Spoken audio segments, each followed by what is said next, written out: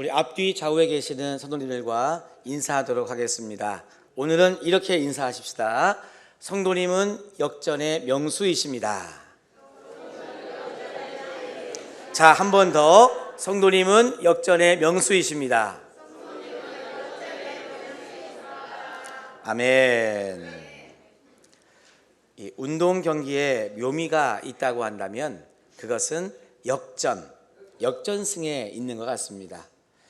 참 신기하죠. 우리나라 축구 국가대표의 A매치 경기, 월드컵 경기를 보다 보면 이것을 느끼게 됩니다. 아니, 처음부터 좀 골 한두 개, 세 개 넣어서 속 시원하게 좀 걱정하지 않고 이기면 얼마나 좋아요. 근데 이상합니다. 국가대표 이 축구 경기를 보다 보면 처음에는 잘하는 것 같은데 꼭 한 골, 두 골 차로 지기 시작합니다. 그러다가 조금 시간이 지나서 후반전이 돼서 극적으로 동점골을 만들지 않나. 그 다음에 연장전에 들어가서 또 한 골을 더 넣음으로 이기질 않나. 하여튼 국가대표 축구 경기는요, 손에 땀을 쥐게 하면서 끝까지 보게 하는 그런 매력이 있습니다. 가끔씩 전반전만 보고 이거 졌구나 하고 안 보면 꼭 그 경기 어떻게 돼요? 나중에 이겨서 그거 볼 걸 할 때가 많이 있습니다. 마찬가지로 예수를 믿는 우리들에게 있어서 신앙의 묘미가 있습니다. 그것은 뭐냐 하면 바로 믿음의 역전입니다. 화가 복으로 변화되는 역전, 할렐루야. 또 고난이 축복으로 바뀌는 역전, 할렐루야. 맞아요. 우리가 믿음의 길을 걷다 보면 이렇게 화가 복으로, 고난이 축복이 되는 역전의 상황들이 얼마나 많은지. 그래서 저는 이 그리스도인들의 삶이라고 하는 것은 모든 악조건을 다 뒤집어 버리는 역전의 삶이다 하는 것을 느끼면서 오늘 설교의 제목도 그렇지만 성도님들의 별명을 이렇게 한번 지어드려 보고 싶습니다. 옆에 계신 분들에게 한번 별명을 불러주시는 거예요. 성도님은 역전의 명수이십니다. 네, 맞습니다. 자, 그래서 저는 한번 생각해 보았습니다.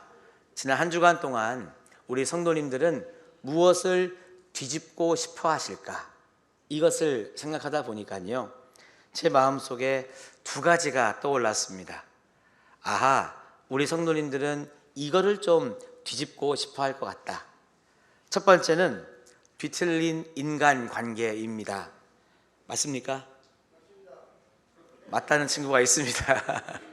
네, 우리가 힘들어하는 이유 중에 참 큰 이유는 인간관계에 있습니다. 집안을 보면 꼭 한두 명의 원수가 있습니다. 가까운 남편, 아내가 그럴 수도 있고 자녀가, 부모가 그럴 수 있습니다.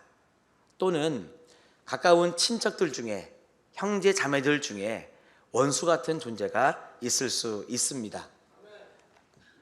이것은 아멘 안 해도 되는 건데, 네, 좋습니다. 자, 가족과의 관계만 여러분 그러면 얼마나 좋겠습니까만은 이렇게 교우 간의 성도님들과의 관계 속에서도 참 원수 같은 그런 관계가 있을 수 있습니다. 안타깝죠? 뒤집혀버린 인간관계, 뒤틀려버린 인간관계입니다. 이것만이 다가 아니라 느껴집니다. 이놈의 환경은 여러분 어떻습니까? 내가 이날 이때까지 땀 흘려 수고하고 애를 썼건만 늘 돈이 참 원수라서 늘 물질에 시달리고 또 정기적으로 나가는 지출은 늘 많고 통장을 보면 쌓아놓은 것 없이 이제까지 살아온 우리의 모습을 보면 참 속상합니다. 우리는 팔자 이야기를 하지 않지만 너무 속상하면 한 번씩 그런 이야기를 할 수도 있습니다. 왜 내 팔자가 이렇게 사나운가? 이런 이야기를 하시는 분도 계십니다. 그만큼 속상하다는 이야기인데 여러분, 환경을 좀 뒤집어 엎고 싶다 하는 마음이 우리들에게는 들기도 합니다. 우리만 이런 고민이 있으면 모르겠지만 성경에 보니까요, 오늘 말씀에 나오는 사도 바울도 우리와 같은 입장에서 어려움을 겪고 있는 것을 볼 수 있습니다. 사도 바울도 자신의 삶 속에서 이와 같은 인생의 어려움을 겪은 똑같은 인물이긴 한데, 오늘 말씀을 보면 사도 바울은 자신의 인생 속에서 자신의 인생을 역전시키는 그런 모습을 발견할 수 있다는 것이죠. 저는 그래서 사도 바울이 자신의 인생의 문제를 어떻게 역전시키는지를 보면서 우리도 이 시간 도전받고 은혜를 받고 우리도 바울처럼 역전의 명수가 되고자 하는 그런 다짐이 우리들에게 있기를 간절히 소망합니다. 첫 번째, 바울에게는 어떤 문제가 있었느냐? 오늘 말씀에 보니까요, 바울 역시 우리와 똑같이 뒤틀려버린 인간관계가 있음을 발견할 수 있습니다. 오늘 주시는 본문 16절과 17절의 말씀이 있는데, 이 말씀을 한번 제가 16절, 성도님들이 17절의 말씀을 읽어주시겠습니다. 이들은 내가 복음을 변증하기 위하여 세우심을 받은 줄 알고 사랑으로 하나.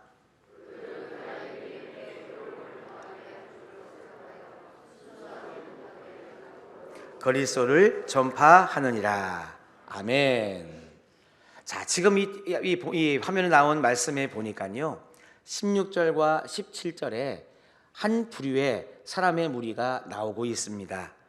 16절에는 그 사람의 무리를 이들이라고 이야기를 했고요, 17절에는 또 다른 사람의 무리를 그들이라고 이야기를 했습니다.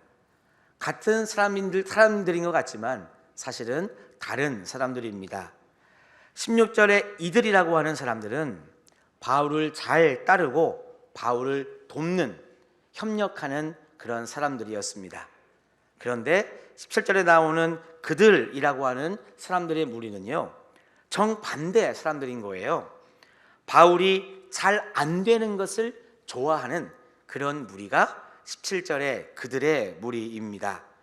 그러면 17절에 나오는 그들은 예수를 안 믿기 때문에, 교회 안 다니기 때문에 바울이 안 되기를 바랬느냐? 결코 그렇지 않습니다. 16절의 이들이나 17절의 이들이나 이 두 부류의 사람들은요, 다 예수를 믿고 교회 다니고 함께 복음을 전하는 동지들이었습니다. 이것은 똑같은 모습이었지만 그럼에도 불구하고 바울을 이해하지 못하고 바울을 시기하고 괴롭히는 그 사람들의 무리가 있었다 하는 것이죠. 그러면 이것은 오늘 우리들에게 무엇을 말씀하고 있습니까?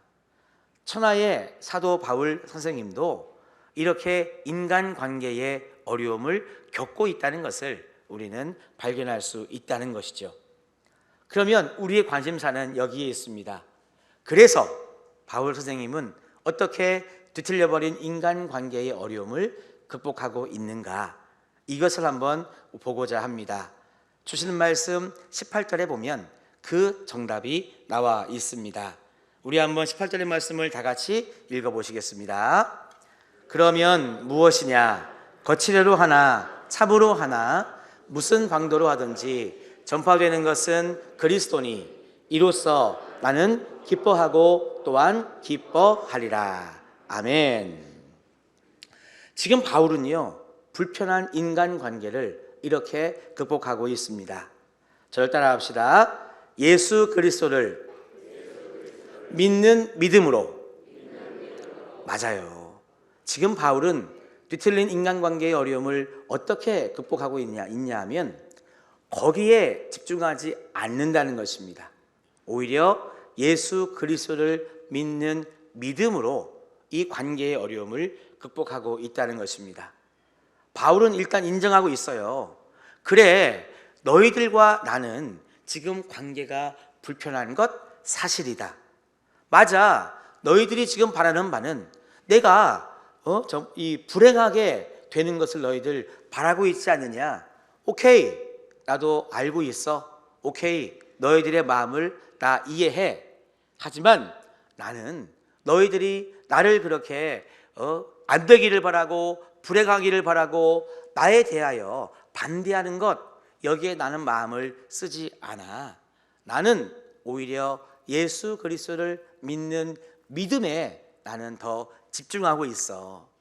예수님을 믿는 믿음에 집중하다 보니 나는 그럼에도 불구하고 지금 기쁘고 또 기쁘다고 하는 이야기를 여러분 고백할 수 있는 것입니다.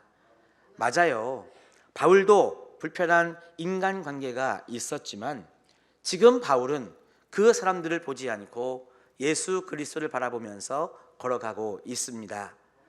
예수님을 바라보니까 뒤틀린 인간관계가 문제가 되지 않더라 하는 것입니다. 오히려 그 상황은 상황인데 내 마음은 기쁘다.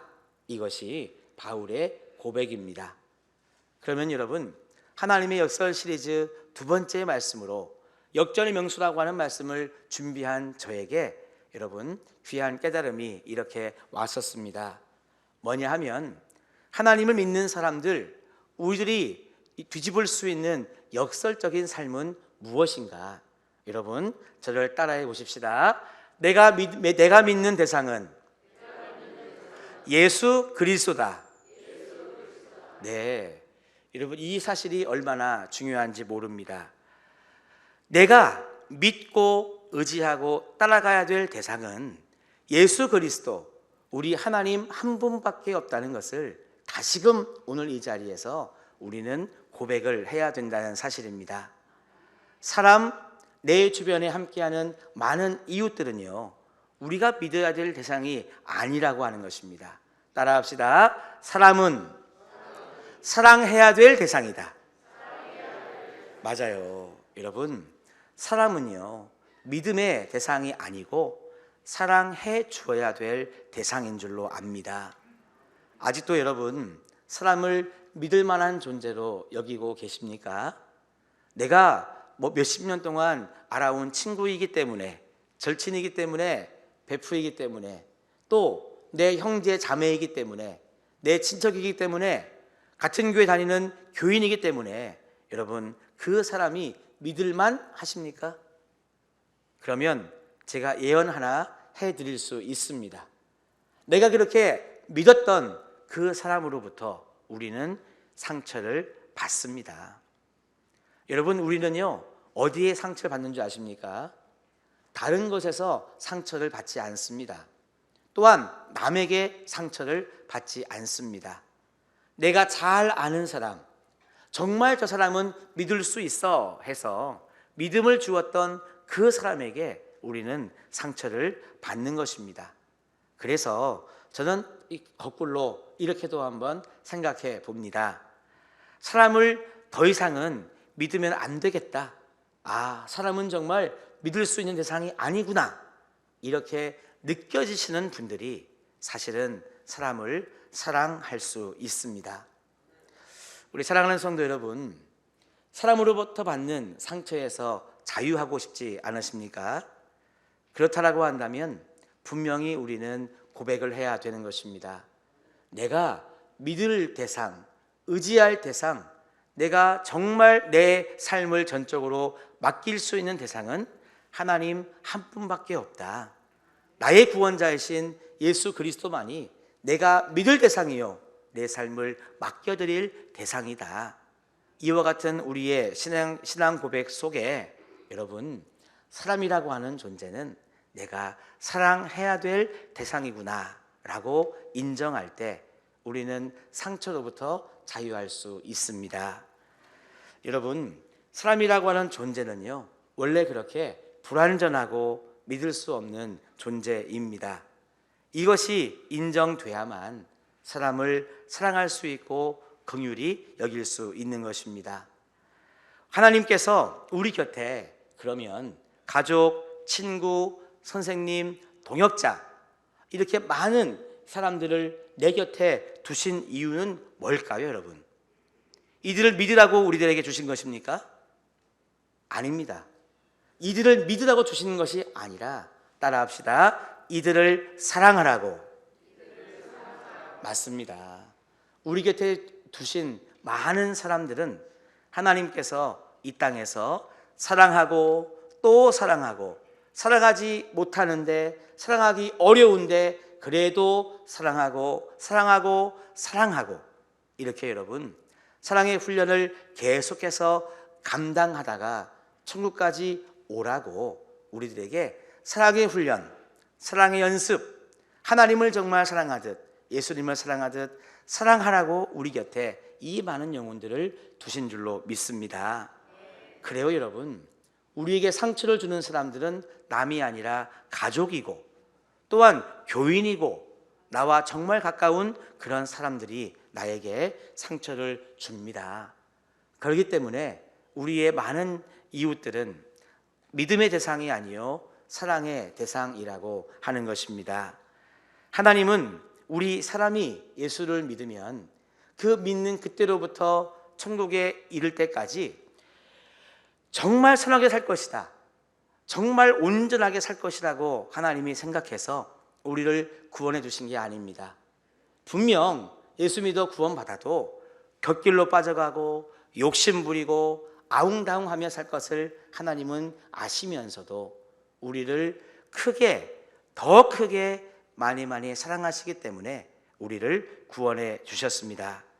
다시 말하면 하나님의 구원의 사랑을 받은 우리는요, 나를 구원하신 하나님, 나의 구원자 예수 그리스도를 우리는 믿고 의지하며 내 생을 다 여러분 바치면서 그렇게 살면 정말 할렐루야 아멘인 것이고, 우리와 함께하는 많은 사람들은 사랑하며 살아가야 될 대상이라는 것이 분명해지는 것입니다. 여러분, 본문의 바울은요 자신을 괴롭히는 그들을 미워하지 않았습니다. 관계의 뒤틀림 때문에 속상해하지 않았습니다. 오히려 기뻐했다는 말씀이 나옵니다. 왜 이것이 가능했을까? 바울은 오직 예수님만 믿는 그런 사람이었기 때문입니다. 그래서 오히려 나를 미워하고 내가 안 되기를 바라는 그들까지도 바울은 용서하고 사랑했습니다. 그러니까 바울의 삶 속에 여러분 역전의 상황이 생기는 거예요.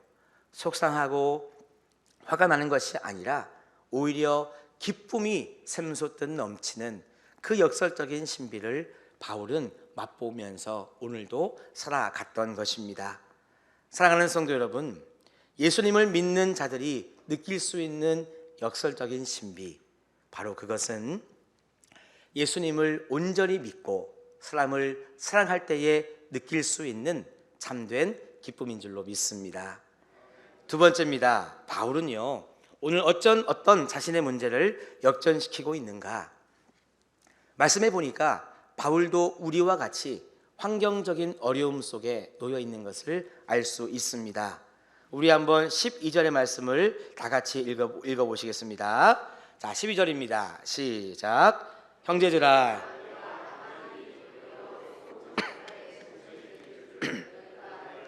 원하노라. 아멘. 자, 여기서 내가 당한 일이라고 하는 것은요, 바울이 로마 감옥에 갇히게 되었던 사건을 이야기하고 있습니다. 여러분, 혹시 억울한 일을 당해서 감옥에 갇히는 것처럼 큰 여러분 일을 당하면 여러분들의 마음은 어떻습니까? 여러분의 마음 속에 절망이나 자포자기, 불평하는 마음이 생기지 않겠습니까? 나 정말 잘 살아보겠다고 열심히 이렇게 애를 썼는데 내가 지금 이런 억울하고도 황당한 일을 당하는 거, 이게 진짜 말이 되냐? 어떻게 하나님께서 나에게 이럴 수가 있느냐? 아이고 안 해, 그만 여기까지 끝! 여러분, 이렇게 반응할 수 있는 것이 우리들의 모습 아니겠습니까? 다시 말하면 환경의 어려움입니다. 바울도 느끼고 있고 또한 오늘을 살아가는 우리의 삶 속에서도 다양한 환경적인 어려움 때문에 우리도 사실 가슴 아파하고 있다는 것입니다. 그러면 바울은 이와 같은 환경적인 어려움을 어떻게 뒤집고 역전을 시키고 있는가? 오늘 말씀 12절에 그 답이 나와 있습니다. 12절의 말씀을 다 같이 우리 보겠습니다. 형제들아, 내가 당한 일이 도리어 복음의 진보가 된 줄을 너희가 알기를 원하노라. 아멘. 저는 한 주간 말씀을 묵상하면서 이 도리어라고 하는 단어가 제 마음에 다가왔습니다. 사도 바울은요, 인생의 역경과 시련 그리고 핍박과 위험 속에서도 도리어 복음의 진보를 이루어냈습니다. 어떻게 바울은 이와 같은 어려운 환경 속에서 복음의 진보를 이루어냈는가? 그 비결은 바로 이것입니다. 저를 한번 따라해 보실까요? 섭리신앙. 다시 한번 섭리신앙. 맞습니다. 바울은요, 하나님을 믿는 믿음 안에서 그는 섭리의 신앙을 분명히 고백하고 믿는 사람이었습니다. 바울은 로마서에서 섭리신앙을 이렇게 고백합니다. 로마서 8장 28절의 말씀인데요, 이 말씀을 저는 이렇게 이해하고 믿는 사람입니다. 로마서를 줄임말로 하면 롬이잖아요. 롬 828. 그러니까 좀 우스갯소리긴 하지만 이놈이든 저놈이든 다 이 말씀을 듣고 알고 깨닫고 믿어서 이와 같은 믿음을 가져야 되는 말씀이다. 저는 이렇게 고백하고 있습니다. 이 말씀을 한번 나의 신앙 고백으로 여기시고 같이 읽어보시겠습니다. 우리가 알거니와 하나님을 사랑하는 자 곧 그의 뜻대로 부르심을 입은 자들에게는 모든 것이 합력하여 선을 이루느니라. 아멘. 그렇습니다. 모든 것은 하나님의 크신 계획과 섭리 속에 존재하고 있습니다. 그래서 우리 기독교인의 가장 큰 역설, 여러분, 이 뒤집어지는 역설에 중요한 내용이 있다고 한다면 그것은 섭리 신앙인 줄로 믿습니다. 하나님의 부르심을 입은 자들에게는 모든 것이 합력하여 선을 이룬다. 저는 이 말씀을 붙잡고 성도님들께 선포합니다. 믿는 자에게 주어진 오늘의 고난은 내일 하나님의 사랑과 축복으로 경험될 줄로 믿습니다. 여러분, 고난은 변장된 축복입니다. 다시 말하면 지금 내 환경적인 어려움, 이거는요, 지금 당장 나에게 어렵다고 여겨질 수는 있으나 이 어려움 뒤에는 하나님의 은혜가 분명히 있다는 거예요.